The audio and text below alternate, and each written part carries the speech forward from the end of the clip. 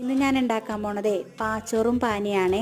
ഞങ്ങളുടെ അപ്പയുടെ അമ്മ പണ്ട് ഞങ്ങൾക്ക് ഉണ്ടാക്കി തന്നിരുന്നൊരു ഡിഷായിരുന്നേ. അമ്മയ്ക്ക് ഇപ്പം 97 വയസ്സൊക്കെ ആയി, ആൾക്ക് വയ്യ. അപ്പം ഇങ്ങനെ വർത്താനം പറഞ്ഞിരുന്നു. അപ്പോൾ ആൾക്കൊരാഗ്രഹം പഴയ പാച്ചോറ് കഴിക്കണമെന്ന്.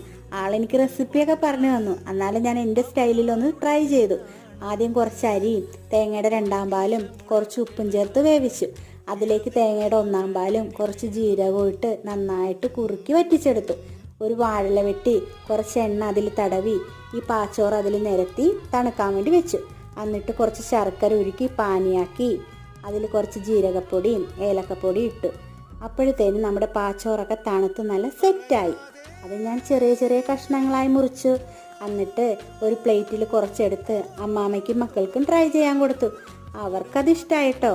നിങ്ങൾക്ക് ഈ വീഡിയോ ഇഷ്ടമാണെങ്കിലേ ഒന്ന് സബ്സ്ക്രൈബ് ചെയ്യണേ, കമൻറ്റ് ചെയ്യണേ. Thank you.